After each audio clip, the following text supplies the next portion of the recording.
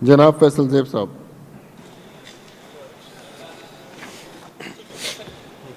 औज़ुबिल्लाहि मिनश्शैतानिर्रजीम बिस्मिल्लाहिर्रहमानिर्रहीम। शुक्रिया जनाब स्पीकर कि आपने बजट पर बात करने का मौका दिया। बजट पर तो हमारे पार्लिमानी लीडर्स और मेंबरान ने तफसीली बात की, लेकिन बड़े अफसोस के साथ कहना पड़ता है कि इस मरतबा फिर मेरे हल्के को मुकम्मल तौर पर नज़रअंदाज किया गया है। जनाब स्पीकर, इस बजट से लोगों की बहुत उम्मीदें वाबस्ता थीं। जब सारी दुनिया में कोरोना वायरस तबाही मचा रहा था, हमारी सूबाई हुकूमत ने एडहॉक बेसिस पर डॉक्टर्स को अपॉइंट किया। उन डॉक्टर साहिबानों ने अपनी जान की परवाह नहीं की और दिन रात लोगों की खिदमत की, पर अफसोस कि इस बजट में उनके परमानेंट होने की कोई बात मौजूद नहीं। 12/4/2021 को इसी असेंबली से करारदाद मंजूर हुई थी। उस पर स्पीकर साहब के डायरेक्शंस भी थे कि 2 माह के अंदर इस पर रिपोर्ट दी जाए, पर अफसोस। इसी तरह जनाब स्पीकर, हमारे टीचर्स जो कि 2018 और ऑनवर्ड्स मुख्तलिफ पोस्टों पर भर्ती हुए एडहॉक बेसिस पर, इस बजट में उनके रेगुलराइजेशन की भी कोई बात मौजूद नहीं। मेरी वज़ीर-ए-आला खैबर पख्तूनख्वा, हेल्थ मिनिस्टर और एजुकेशन मिनिस्टर से रिक्वेस्ट है कि इस बजट में उन डॉक्टर्स और उन टीचर्स को परमानेंट करने का ऐलान किया जाए। जनाब स्पीकर, अगर मैं अपने हल्के की बात करूं, एजुकेशन की बात करूं, यूनिवर्सिटी कॉलेज तो दूर की बात, इस बजट की इतनी बड़ी किताब में मेरे हल्के के लिए एक प्राइमरी स्कूल तक मौजूद नहीं। क्या मेरे हल्के के बच्चों का सूबे के और अजला की तरह हक नहीं बनता?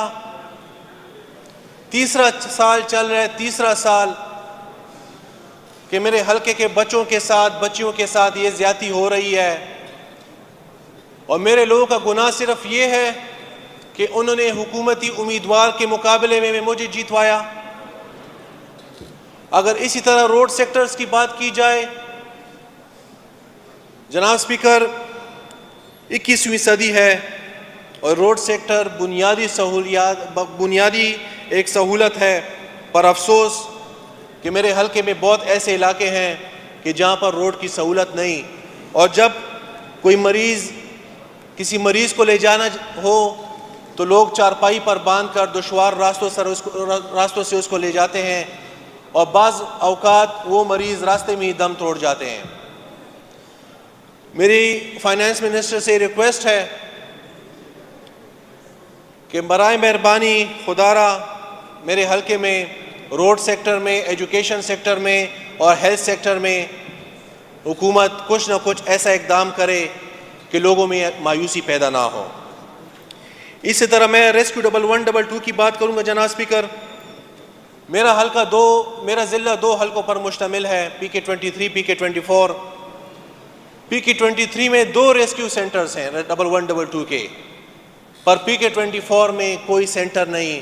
मेरे ख्याल में हुकूमत की नज़र में PK24 में ऐसी कोई इमरजेंसी आती नहीं होगी कि उनको रेस्क्यू 1122 की ज़रूरत हो।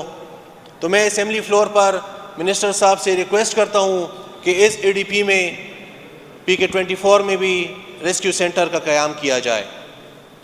जनाब स्पीकर, मैं बहुत टाइम नहीं लूँगा। आखिर में मैं अपने वज़ीर-ए-आला साहब से रिक्वेस्ट करूँगा कि हमें आप पर बहुत फ़ख्र है कि आपका ताल्लुक़ मलकन डिवीज़न से है, पर 3 साल गुजरने के बावजूद मलकन डिवीज़न की सतह पर कोई बड़ा प्रोजेक्ट नहीं किया गया। और फिर बिलखसूस शांगला और मेरे हल्के में, तो मैं अपने वज़ीर-ए-आला साहब से रिक्वेस्ट करूँगा कि खुदारा मेरे हल्के पर तवज्जो दें, और उम्मीद रखता हूँ कि इन 2 सालों में वज़ीर-ए-आला साहब तवज्जो देंगे, और हम चाहते हैं कि हमारे वज़ीर-ए-आला साहब का नाम फिर लोग अच्छे अल्फाजों में याद करें।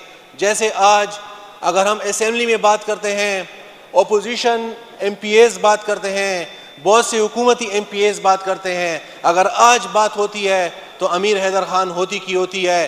तो मेरी ये रिक्वेस्ट होगी कि हमारे वज़ीर आला साहब मलकंड से ताल्लुक़ रखते हैं, वो भी ऐसा इक़दाम करें कि जिस तरह हैदर खान का नाम लिया जाता है तो इस तरह कल महमूद खान का नाम भी लिया जाए। शुक्रिया।